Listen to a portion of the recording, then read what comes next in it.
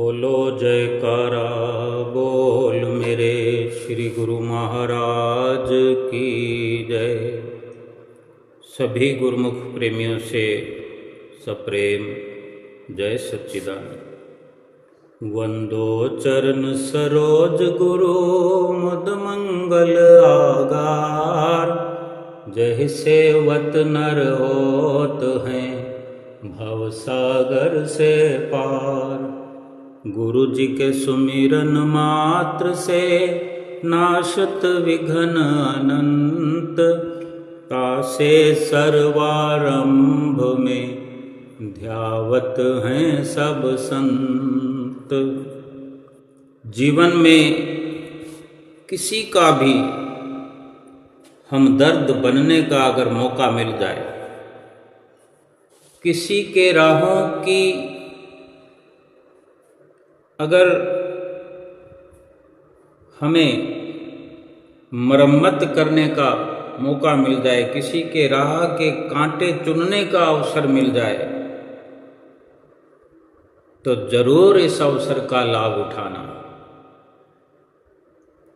थोड़ी थोड़ी इस प्रकार की परोपकार की भावना, थोड़ी थोड़ी की हुई किसी की मदद, थोड़ी थोड़ी किसी को पहुंचाई हुई राहत, किसी के दिल में पहुंचाया हुआ सुकून हमें ऐसे ऊंचे मुकाम पर ले जाकर खड़ा करता है जहां पहुंचने के लिए योगी योगीश्वर तपी तपीश्वर भी रात और दिन साधना करते हैं।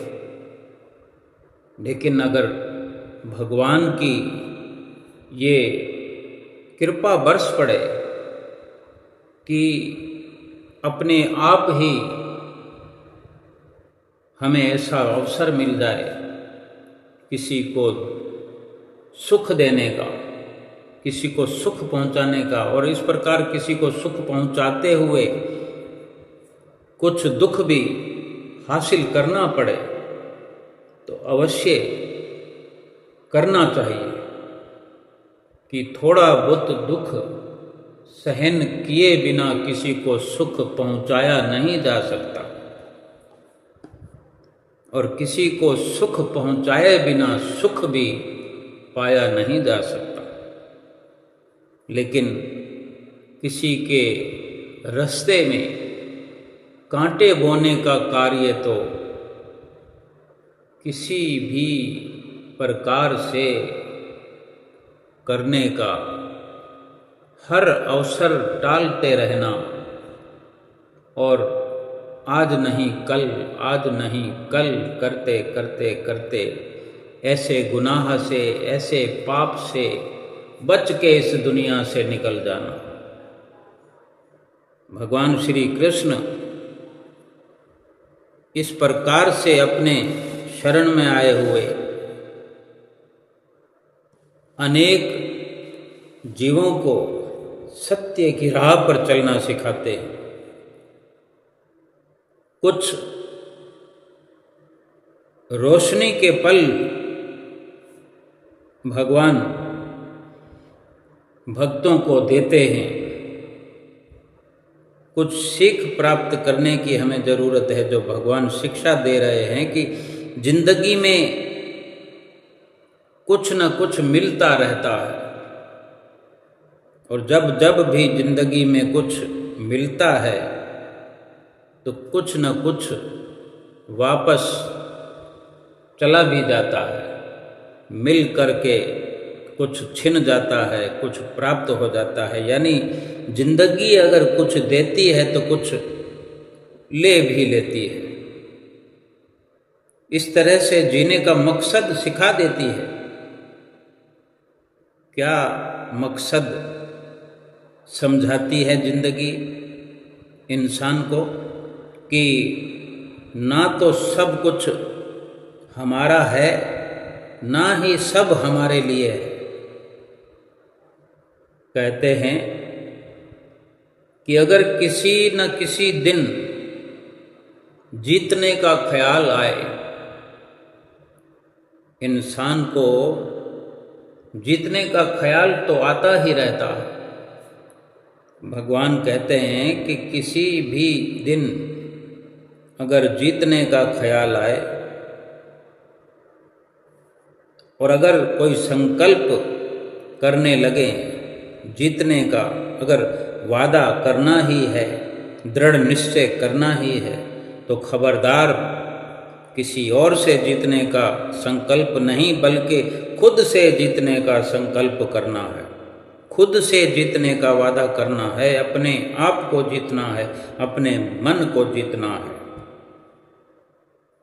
और जितना सोचा हो उससे कई गुना ज़्यादा मेहनत करके अपने आप को जीतना है। ये भी याद रखने की ज़रूरत है कि जहाज जो पानी में चलता है, उस जहाज के लिए सबसे सुरक्षित जगह जो है सागर का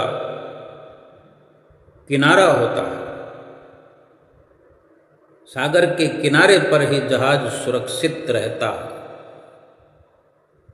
किंतु वही जहाज खतरनाक समुद्री लहरों से टकराने के लिए ही बनता है, ना कि किनारे पर खड़ा रहने के लिए। ऐसे ही ये मनुष्य जीवन है, ये जिंदगी इंसान की ऐसे ही है।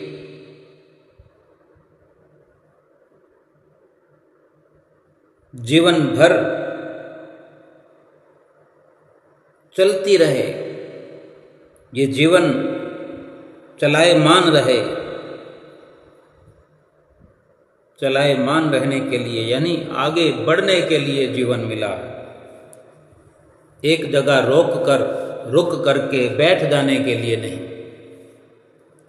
और चलना भी ऐसा कि जो जीवन का मकसद है उसी की ओर आगे बढ़ना।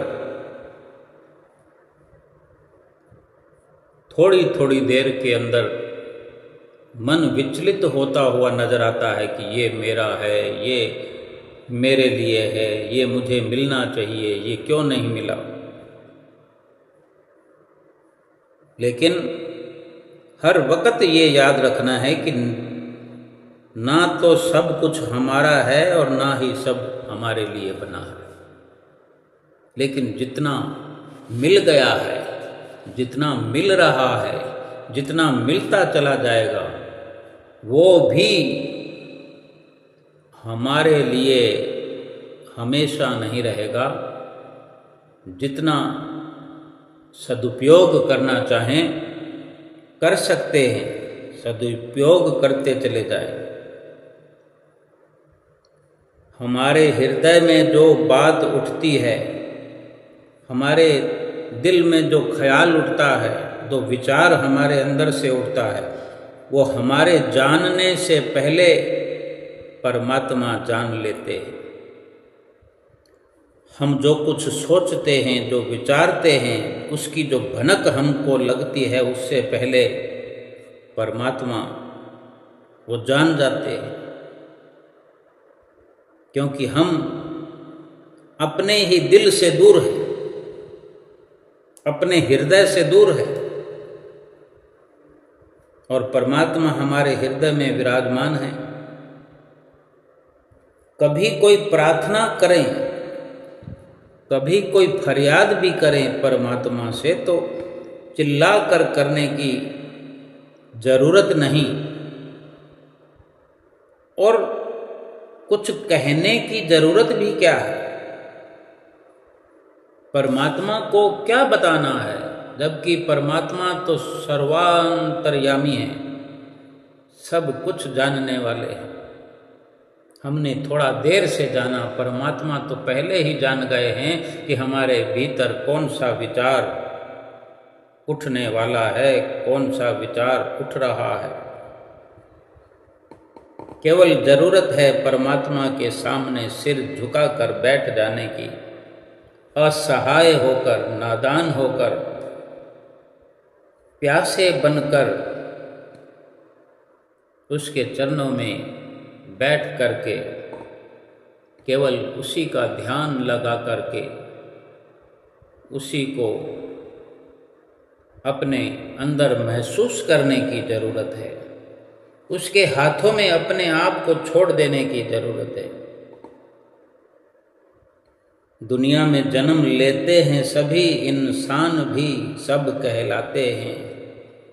दुनिया में जन्म लेते हैं सभी, इंसान भी सब कहलाते हैं। पर खुशकिस्मत इंसान वो हैं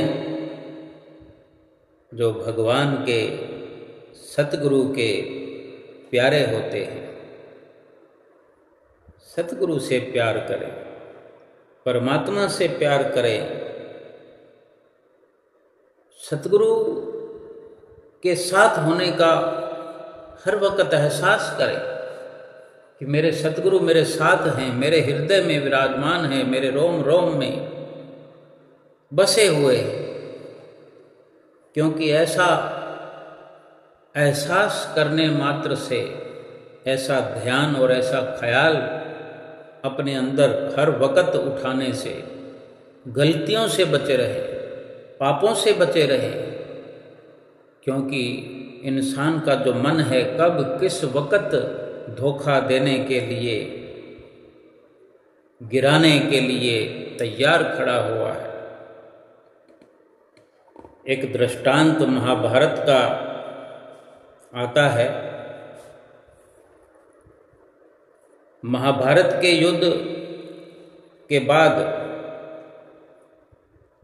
युद्ध समाप्त होने के बाद जब भगवान श्री कृष्ण लौट कर आए तो थोड़ा नाराज होते हुए माता रुक्मणी ने भगवान श्री कृष्ण से पूछा कि युद्ध में बाकी सब तो ठीक था, किंतु आपने द्रोणाचार्य और भीष्म पितामह जैसे धर्मपरायण लोगों के वध में साथ क्यों दिया? यानी उनका वध आपके होते हुए क्यों हुआ? उन्होंने तो जीवन भर धर्म की राह पर चलकर दूसरों को भी धर्म का रास्ता दिखाया। वे स्वयं धर्म परायण थे। तो इस प्रकार रुक्मणी के कहने पर जब भगवान श्री कृष्ण जवाब देते हैं बड़े सुंदर शब्दों में, हमारे लिए भगवान के उच्चारण किए हुए एक एक शब्द का मान सम्मान करना आवश्यक है, उस पर अमल करना आवश्यक है। अपने हृदय में ये भगवान के शब्दों को धारण करना अति आवश्यक है, क्योंकि जीवन पूरा हमारे सामने पड़ा हुआ है। भगवान श्री कृष्ण क्या उत्तर देते हैं रुक्मणी को कि ये तो सही है कि द्रोणाचार्य और भीष्म पितामह जीवन भर धर्म का पालन करते रहे, उन दोनों ने जीवन भर धर्म का पालन किया। ये भगवान श्री कृष्ण कह रहे हैं रुक्मणी से कि उन्होंने, दोनों ने जीवन भर धर्म का पालन किया, किंतु उनके किए हुए एक पाप ने उनके सारे जीवन के पुण्यों को नष्ट कर दिया। वो कौन से पाप थे जो उन दोनों से हुए? जब भरी सभा में द्रौपदी का चीरहरण हो रहा था, तब ये दोनों, बाकी दूसरों के साथ ये दोनों भी उपस्थित थे। क्योंकि रुक्मणी ने जिक्र इन्हीं का किया है, द्रोणाचार्य और भीष्म पितामह, इनको श्रेष्ठ, अति श्रेष्ठ समझ करके इनका जिक्र किया कि इनका वध क्यों होने दिया आपने।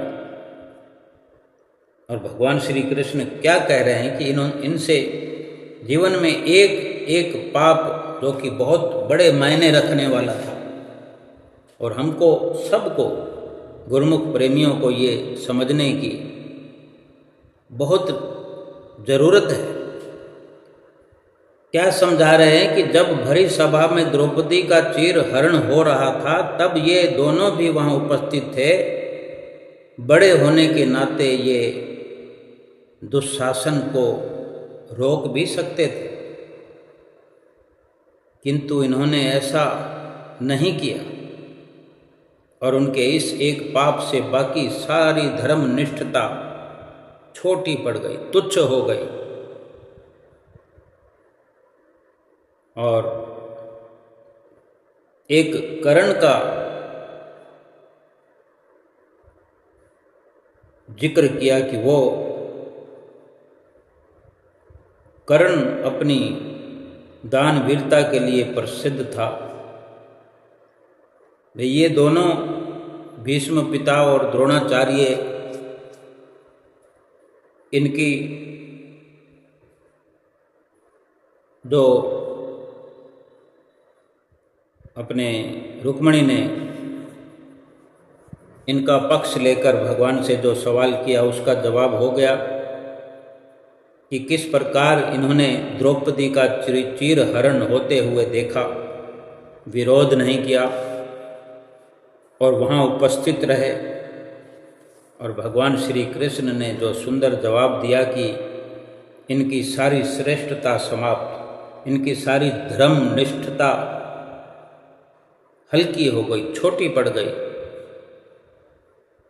और इनका वध करने में भगवान श्री कृष्ण को वध करने में भगवान श्री कृष्ण सहायक बनने में कोई भी ग्लानि महसूस नहीं कर रहे थे।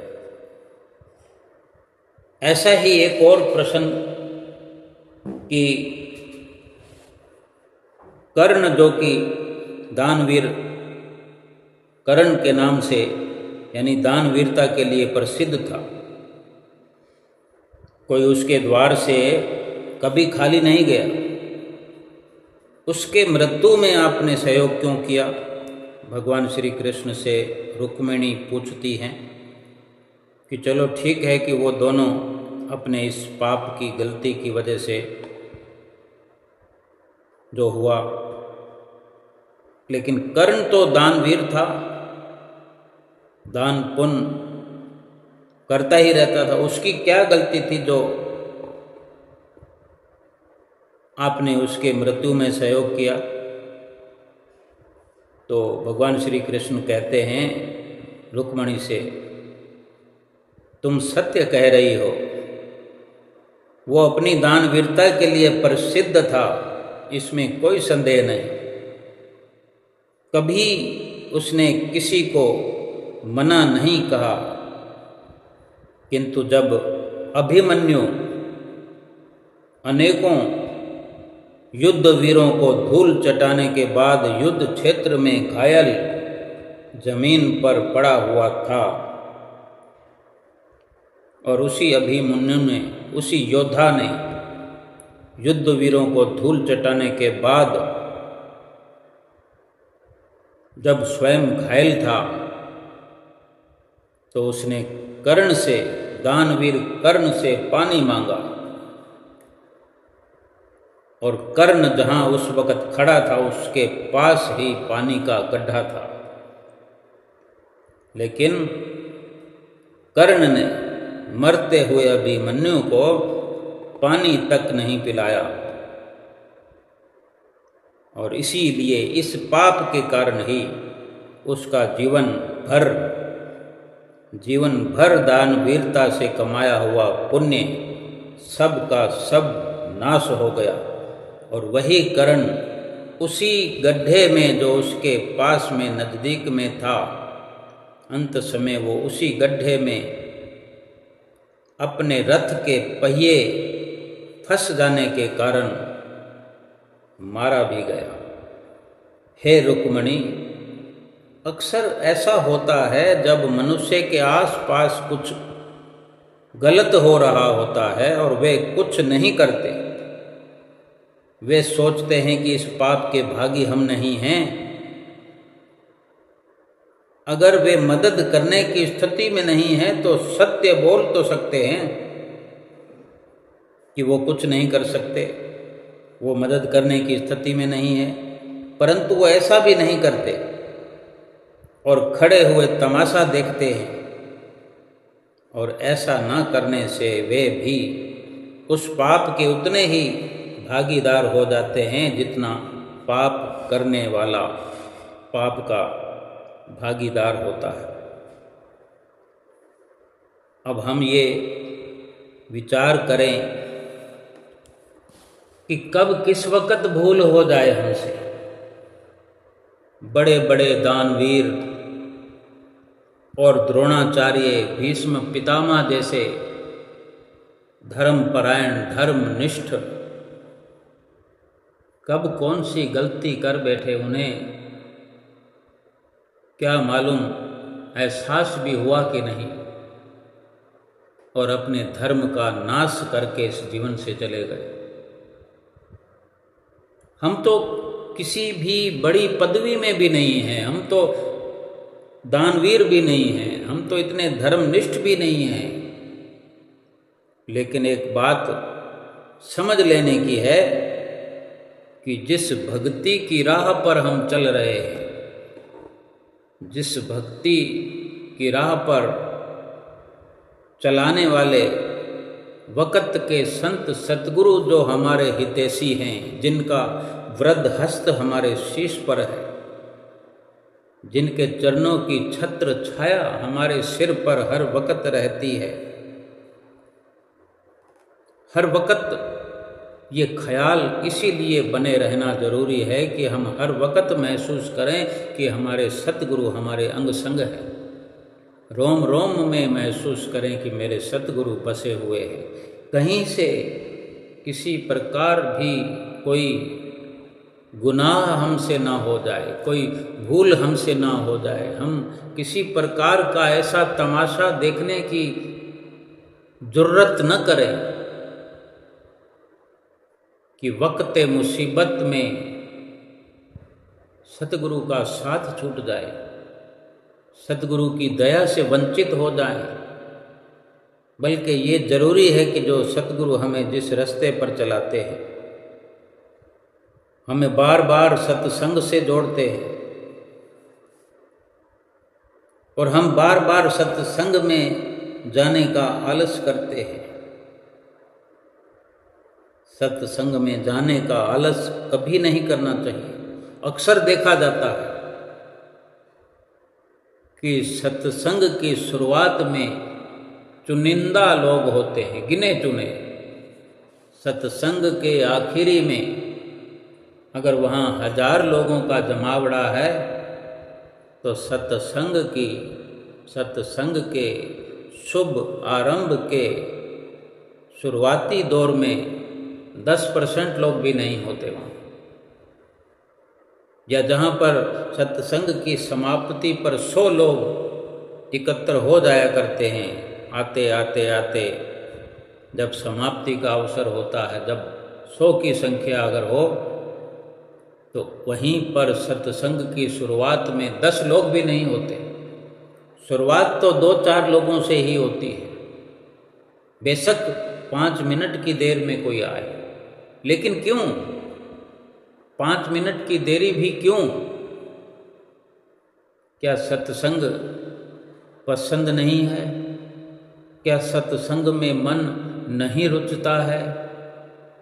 लेकिन पदवी तो बड़ी हासिल करना चाहते हैं, उसी सत्संग के पांडाल में, उसी सत्संग के आश्रम में अपनी पदवी को तो ऊंचा रखना चाहता है। हर कोई अपनी पीठ थपथपवाना चाहता है, सुर्खियां बटोरना चाहता है, लेकिन 5 मिनट भी देरी से क्यों वहाँ पर उपस्थित होना? और सत्संग कोई सुर्खियां बटोरने के लिए या पीठ थपथपाने के लिए तो ये आयोजन नहीं किया जाता, सत्संग का समागम नहीं किया जाता। सतगुरु हमें सत्संग से जोड़ते हैं कि सत्य की राह पर चला रहे हैं, हमें जीना सिखा रहे हैं, भक्ति का पाठ पढ़ा रहे हैं, जीवन में कोई भूल ना हो हमसे। हमें इस वक्त इसलिए हर कदम को फूंक फूंक कर रखने की ज़रूरत महसूस होनी चाहिए। कब किस वक़्त कौन सा गुनाह हो जाए, हमारे जीवन भर की भक्ति पर भारी पड़ जाए। यदि हमें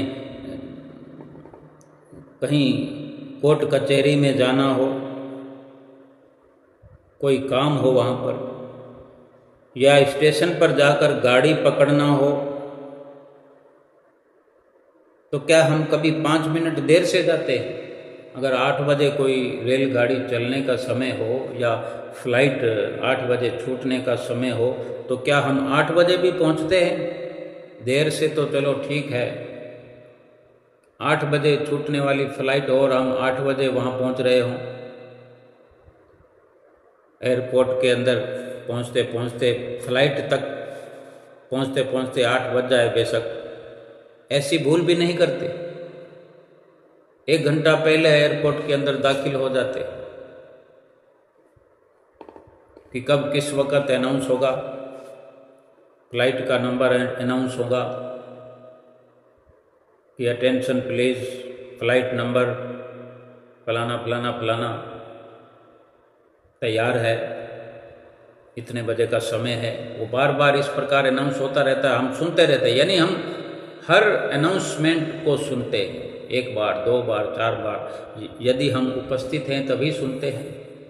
बस हम इंतज़ार कर रहे हैं तो हमारे वहाँ से बुलावा आने की, कोई हमें घर से बुलाने नहीं आता है कि आओ भाई, तुम्हें याद दिलाया जाता है। उन्होंने अपनी टिकट के पैसे ले लिए हैं, अगर हम पहुँच जाएंगे तो ठीक है, नहीं तो हवाई जहाज उड़ जाएगा और हम खड़े रह जाएंगे ज़मीन पर, हमें कुछ वापस नहीं मिलेगा, अठन्नी चवन्नी भी वापस नहीं लेंगे। अगर 10,000 रुपये हम अपने शहर में ही, अपने देश के देश में ही एक शहर से दूसरे शहर जा रहे हैं, दिल्ली से बम्बई जा रहे हैं, 5-7 हज़ार 10,000 जो भी किराया लगता है, 8 आने भी नहीं मिलेंगे वापस, क्योंकि सारी की सारी गलती हमारी। यानी इतनी जो हमने वो प्रक्रिया हवाई जहाज का सफ़र करने के लिए करी थी, किसी पर भी किसी पहलू से ही विचार नहीं किया उन्होंने, क्योंकि हमारी जो सीट बुक थी वो सीट हमारे नाम की रहकर चली गई और हमारा पैसा जब्त हो गया। हम इस बात को जानते हुए अगर हमें नहीं भी जाना हो तो समय रहते हम अपना टिकट कैंसिल कराते हैं, और जो उसका खामियाजा होता है, जो रुपए कटते हैं, उसी में संतोष करते हैं। कोई नहीं ऐसी कोशिश करता कि वो हवाई जहाज में चढ़ने से भी वंचित हो जाए और पैसा भी वापस ना मिले। इतने समझदार होकर के,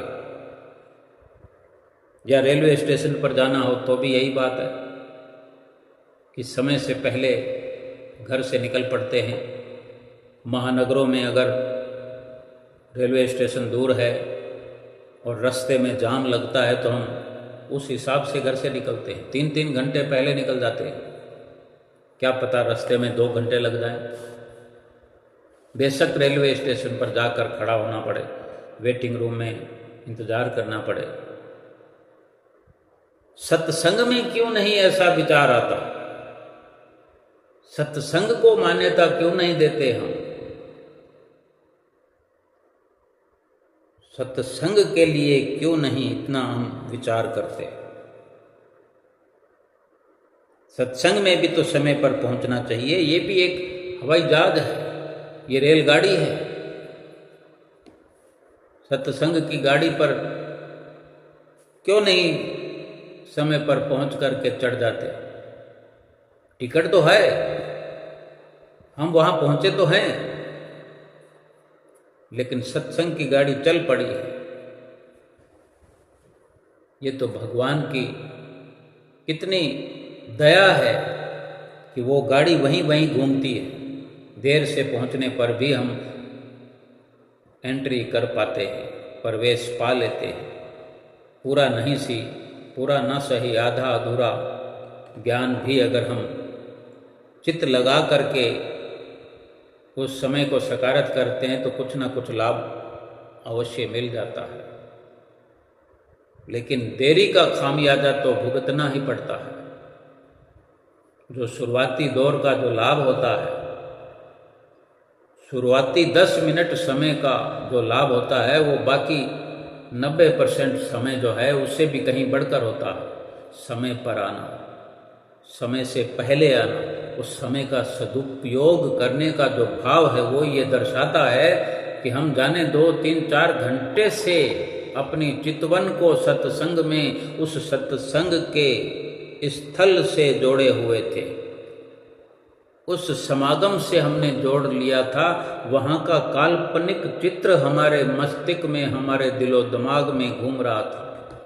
और अगर वो नित्य प्रति का कार्यक्रम है, हम जाया करते हैं, जिस प्रकार हम कुटिया में पहुँचते हैं संडे के संडे, रविवार के रविवार, तो ये निश्चित प्रोग्राम हम अटेंड किया करते हैं। महीने में 4 अवसर ये ऐसे होते हैं। हम जितना पहुंचते हैं 4 के 4 रविवार हम अटेंड करते हैं कि नहीं, समय पर करते हैं कि नहीं। लेकिन जो समय से पहले पहुंचते हैं और पूरे के पूरे महीने में 4 रविवार आएँ या 5 आएँ, सब के सब अटेंड करते हैं। और न अटेंड करने का बहुत बड़ा रीज़न जो भी होता है, उसमें भी भक्ति से वो भरपूर होते हैं। ऐसे ऐसे गुरुमुख प्रेमी हैं कि वो पूछने पर यही बताते थे कि क्षमा करना, मैं श्री आनंदपुर दरबार गया हुआ था, इसलिए मैं कुटिया पर नहीं आ पाया। मैं श्री प्रयाग धाम गया हुआ था, इसलिए मैं कुटिया में नहीं आ सका। या मैं श्री संत नगर गया हुआ था, या चैम्बूर आश्रम में गया हुआ था, या कहीं और विवेक धाम, निज धाम, सुख धाम, यानी बड़े कार्यक्रम में गए थे। यानी नहीं आने का कोई भी ऑप्शन नहीं छोड़ते। ऐसे गुरुमुख प्रेमी सतगुरु की प्रसन्नता के पात्र बनते।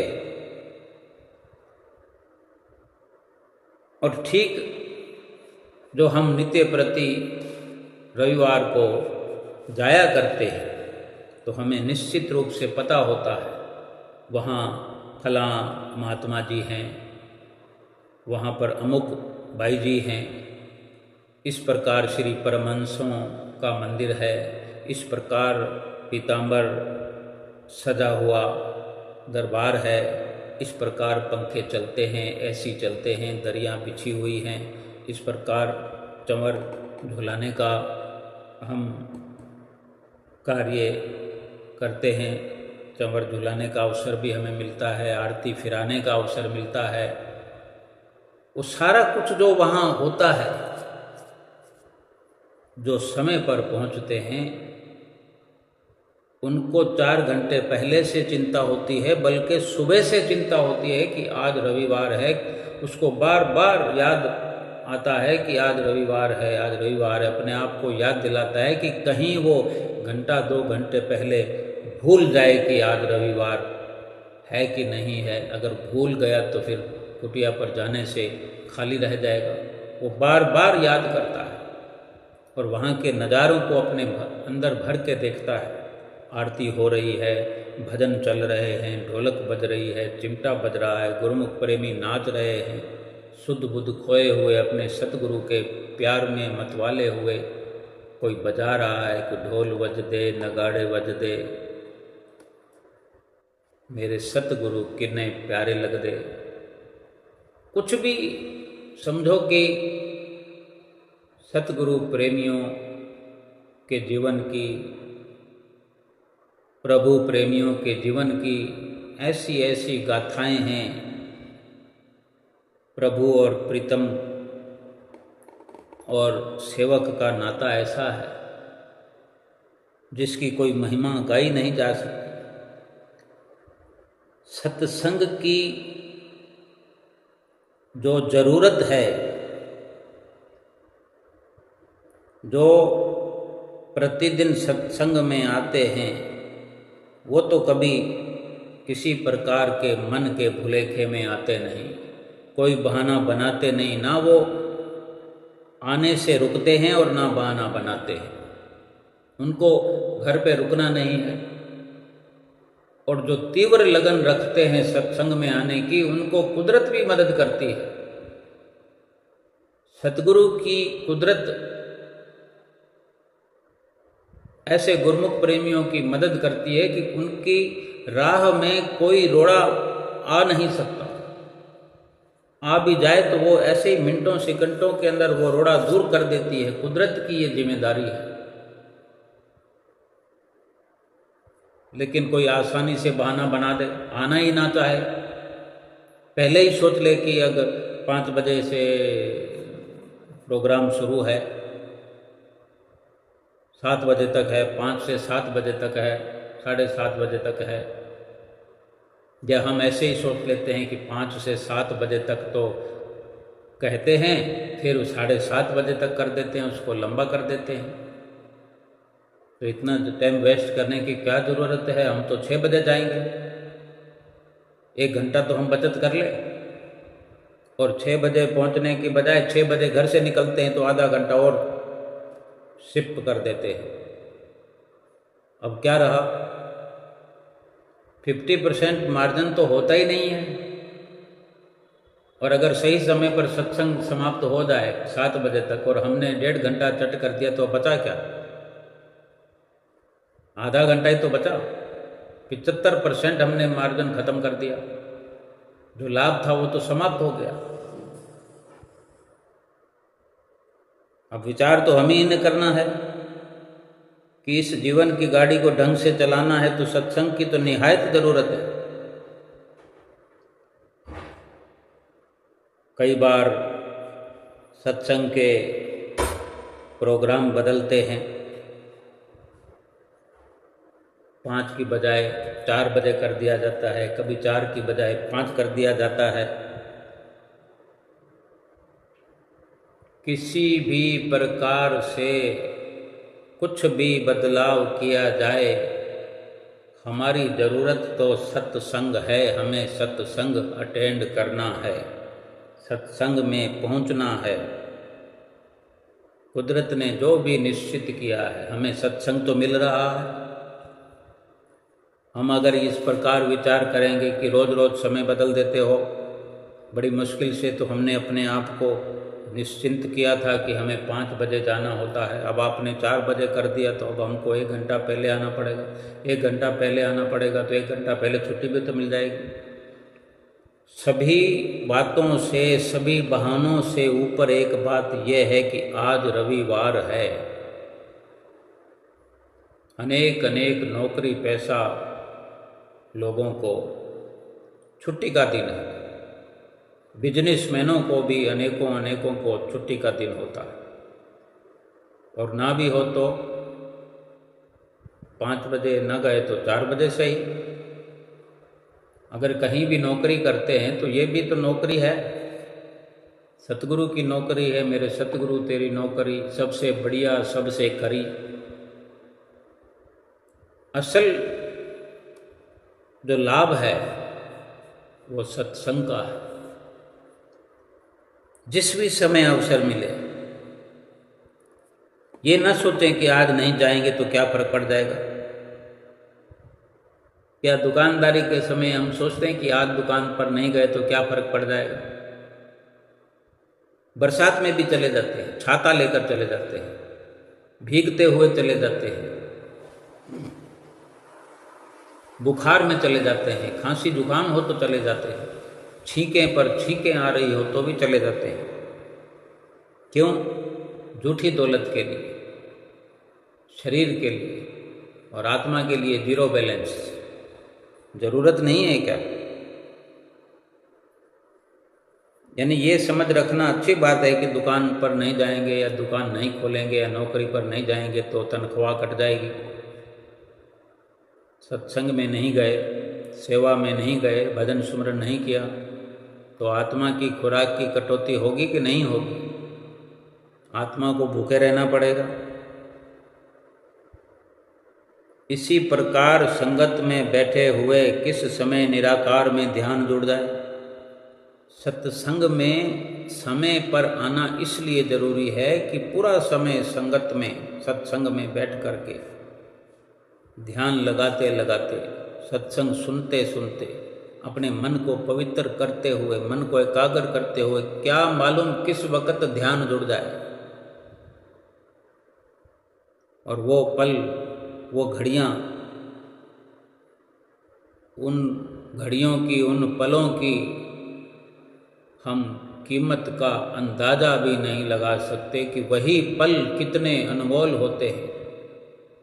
कबीर संगत साध की, साहिब आवे याद, लेके में सोई घड़ी, बाकी दिन बर्बाद। बाकी दिन का लेखा किसने देना? इस दुनिया में जितना भी हैं, कोई उनमें लेखा देने वाला थोड़ी है। चाहे हम किसी के लिए कमा रहे हों, किसी को खिला रहे हों, किसी को पाल रहे हों, पोस रहे हों, कुछ बना रहे हों, सोना चांदी इकट्ठा कर रहे हों, गाड़ी बंगला बना रहे हों, किसने लेखा देना है? कितनी बढ़िया से बढ़िया कोठी हम बना देते हैं और अंत समय में अगर थोड़ी बहुत हमारी तबीयत खराब हो जाए तो घर का कोई सदस्य आकर ये नहीं कहता कि आपने बहुत अच्छा किया, हमारे जीवन में कितनी खुशियाँ भरी, आपने हमारे लिए बंगला बनाया, गाड़ी बनाई। थोड़े दिन तक अगर उसको बीमार रहना पड़ जाए तो कोसने लग जाते हैं, किस किस प्रकार के उल्हाने देते हैं। आपको थोड़ा भी वो नहीं है, आपको थोड़ी समझ नहीं है, इधर उधर जहाँ तहाँ थूक देते हो, आपको खाने का पता नहीं है, इधर उधर गिरा देते हो, मल मूत्र भी इंसान का कपड़ों में हो जाता है। कौन करता है खुशी से? सबके चेहरे पर शिकन पड़ जाती है। ये इंसान की जीवन की, संसार की एक सच्चाई है।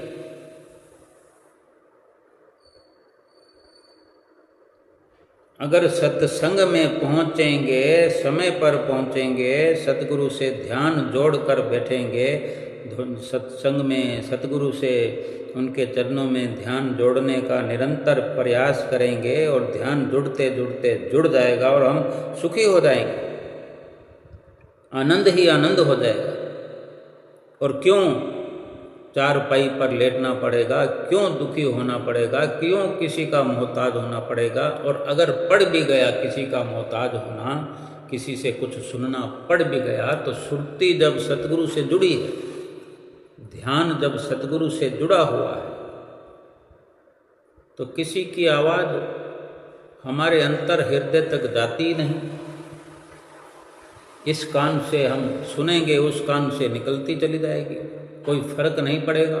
जिस प्रकार इंसान पहले सत्संग में बैठ कर के इस कान से सुनता है और उस कान से निकाल देता, तब संसार में तवज्जो होती है, संसार में मन रमता है। लेकिन जब ये समझ आ जाती है कि सत्संग ही मेरे जीवन का आधार है, सत्संग ही मान सरोवर है, सत्संग ही सुखों की खान है, सत्संग में ही भगवान मिलते हैं, सत्संग से ही मोक्ष मिलता है, सत्संग से ही सतगुरु की प्रसन्नता मिलती है। फिर वो सत्संग से जुड़ता है, सतगुरु से ध्यान जोड़ते जोड़ते जुड़ जाता है, आनंद मगन रहने लगता है। इस दुनिया में रहते हुए खाने पीने पहनने की चिंता खत्म हो जाती है, आत्मा परमात्मा में लीन होने लग जाती है, सब चिंताएं समाप्त हो जाती है, आत्मा एक रस हो जाती है। कोई कुछ कहता है, कोई कुछ कहेगा, हमें किसी के कहे सुने पर कोई एक्शन, कोई रिएक्शन नहीं होता, कुछ हमें फर्क नहीं पड़ता, क्योंकि आत्मा एक रस हो चुकी है। जो प्राणी निराकार को नहीं जानते वो 84 लाख योनियों में भटकते रहते हैं। जो उस निराकार परमात्मा के साकार सतगुरु रूप को जानने का प्रयास नहीं करते, उनकी चरण शरण जिनको नहीं मिली, जो उनके सत्संग में नहीं पहुंचते, जो सत्संग का लाभ नहीं उठाते, वो 84 लाख योनियों में फिर से भटकेंगे। मनुष्य इस धरती पर सब जीवों में उत्तम माना गया है, क्योंकि मनुष्य जन्म में ही यानी इसी जीवन में ही निराकार का ज्ञान हो सकता है कि सतगुरु उसी निराकार पार ब्रह्म परमेश्वर का साकार रूप है, और उन्हीं की शरण संगति में आकर के ही जीव समझ सकता है कि मेरे इस जीवन का मकसद क्या है, इस जीवन का लाभ क्या है। जब तक सत्संग में रुचि नहीं होगी, जब तक सत्संग अच्छा नहीं लगने लगेगा, तब तक ये लाभ नहीं मिल सकते। लेकिन जो नित्य प्रति नियम पूर्वक समय पर हर प्रकार से नियमों की पालना करते हुए अपने आप को जोड़े रखता है, जोड़ने का प्रयास करता रहता है, जुड़ते जुड़ते जुड़ते अंदर और बाहर से जुड़ जाता है और ध्यान की एकाग्रता बन जाती है, और फिर चहूँ और खुशियाँ, चहूँ और बहार जब पहुँच गया है श्री चरनार, मिल गए श्री परमहंस अवतार, और उन्हीं की अलौकिक प्रसन्नता को पा करके प्रफुल्लित हुआ जाता है और अपने जीवन की घड़ियों को सदुपयोग में लगा करके पांचों नियमों की पालना करते हुए श्री आरती, पूजा, सेवा, सत्संग, सुमरन, दर्शन, ध्यान श्रद्धा सहित जो नित्य करे, निश्चय हो कल्याण। निश्चित रूप से फिर जब वो कल्याण के मार्ग पर चल पड़ा है तो वो अपनी आत्मा का कल्याण इस जीवन में कर ही लेगा, सतगुरु की प्रसन्नता को पाएगा और अपना लोक सुखी और परलोक सुहेला कर जाएगा। बोलो जयकारा बोल मेरे श्री गुरु महाराज की जय।